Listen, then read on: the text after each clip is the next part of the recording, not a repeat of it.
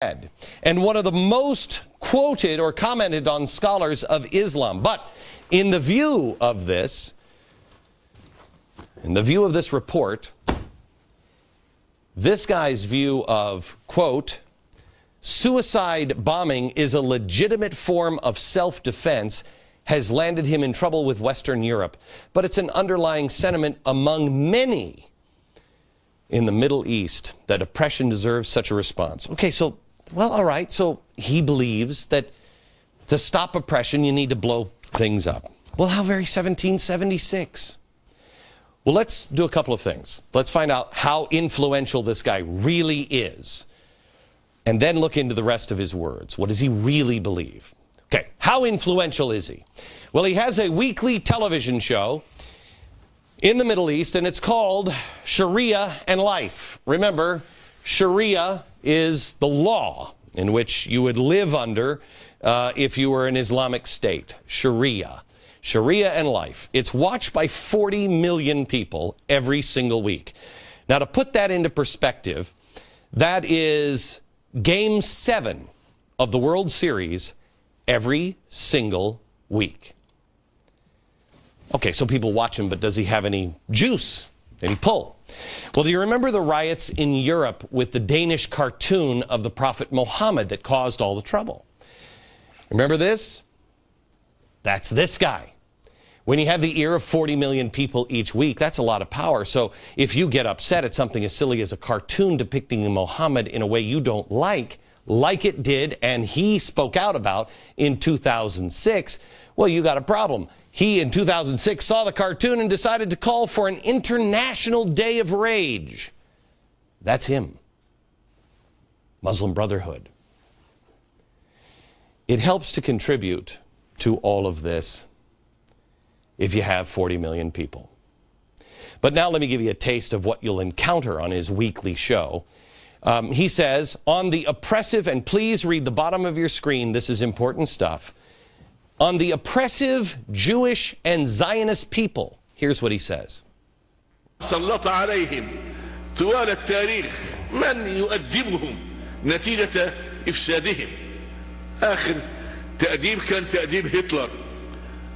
ما فعل بهم وإن كان مبالغوا في الأمر ما بلغوا ولكن استطاع أن يوقفهم عند حدودهم الناس وأحرصهم على الحياة ولكن مع هذا بيبذلوا أرواحهم ويبذلوا أموالهم فأولى بالمسلمين في أنحاء العالم أن يبذلوا من أجل استعادة فلسطين وخاصة فلسطين ليست مجرد أرض إسلامية. صحيح. ده أرض الأقصى أرض المقدسات. جميع يخرج لا طاعة لمخلوق في معصية الخالق. حق الجماعة فوق حقوق الأفراد. اللهم خذ هذه الطغمة الباغية الطاغية. اللهم عليك بهذه الطغمة اليهودية الصهيونية الباغية. اللهم لا تبق لهم من باقية. اللهم احصهم عددا واقتلهم بددا ولا تبق منهم أحدا. مش لاقيين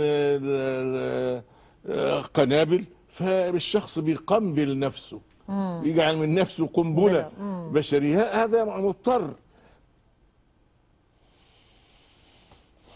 These are the words of a man who is widely accepted as the spiritual and intellectual leader of the Muslim Brotherhood and the 9th most influential Muslim on planet Earth. There's one thing that he said that I've thought about all day since I read it. He said, we have the children bomb, and these human bombs must continue until liberation. Using children. Now, you heard him say in his own words that, and Hitler put the Jews in their place, and this time it will happen at the hands of believers. So you know those things. You see, this is their intellectual and spiritual leader of the Muslim Brotherhood. Now let's see if you would answer this question a little differently that I heard Bill O'Reilly ask. The Muslim Brotherhood, great concern to a lot of people. They a threat to the USA? I think that the Muslim Brotherhood is one faction in Egypt. They don't have majority support in Egypt. Okay, maybe the president doesn't want to upset the balance there. Let's give him the benefit of the doubt. But do we need to remind ourselves of this? We have the children bomb, and these human bombs must continue until liberation. Or, quote, Hitler put the Jews in their place, and this time it will happen at the hands of believers. The question here was, are they a danger to the United States? Well, not only does the intellectual leader of the Muslim Brotherhood not have a place at the table, this group doesn't belong in the house or on the property, and yes, they are definitely a threat to the United States. As you will see this week, and please don't miss a single episode this week, DVR it. Pause the program. If you don't understand something or you missed it, go back. Please, don't take my word for anything. Please do your own research. This affects you.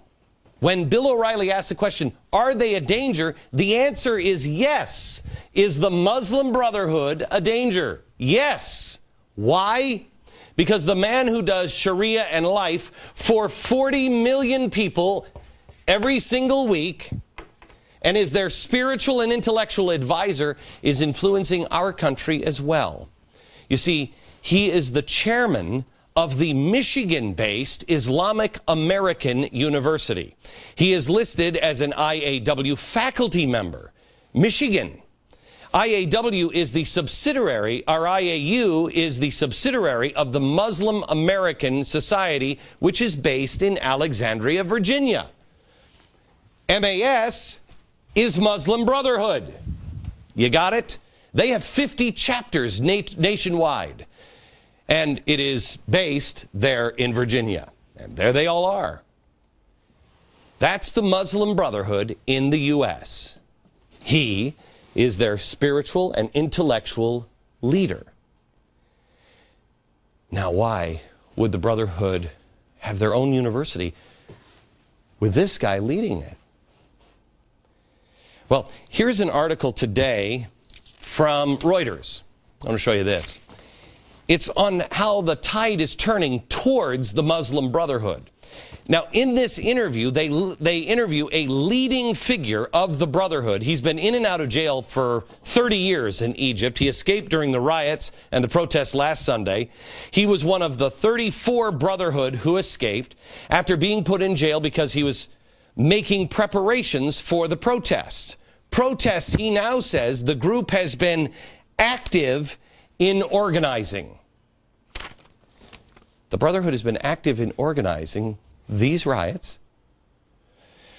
Tomorrow we begin to show you some connections here where you'll understand the organizing, community organizing that I think will suck some of the air out of your room. It's pretty shocking stuff. But it will also show you, I mean, just this story shows you the neglect that the members of the press should be charged with. It's neglect at best. They have all of the pieces right in front of them, yet they don't somehow or another put them all together and tell you what they're mocking me for. They're all here. They'll say that they're all freedom-loving Egyptians who just want democracy. You know, there's no trouble here. And yet they're saying that they've been active organizing this with whom, I may ask. He went on to say to Reuters, our goal is to make sure the identity of society is Islamic. Can we just do the math and put all these together? Reuters went on to explain that the Brotherhood is, quote, linked to Hamas and shares its belief in armed struggle against Israel and, quote, is confident that Islam and Sharia will eventually rule, and they're working to achieve that goal. Now, Sharia law, again, if it's just in one country, it's 1979 in Iran, which everyone says can't be true. And if it's in more than one country, you have, what is it called again? A caliphate. Do you see how far ahead of this story you already are? By the end of the week, I promise you, you will know more about this story and Egypt and the global connections that most journalists will never figure it out. you'll have this story locked by Friday. And every bit of it, I urge you to verify independently. But when you do that, you will most likely find what we have found. The only way to verify is to go to the most reliable source, their own words on videotape. More in a second.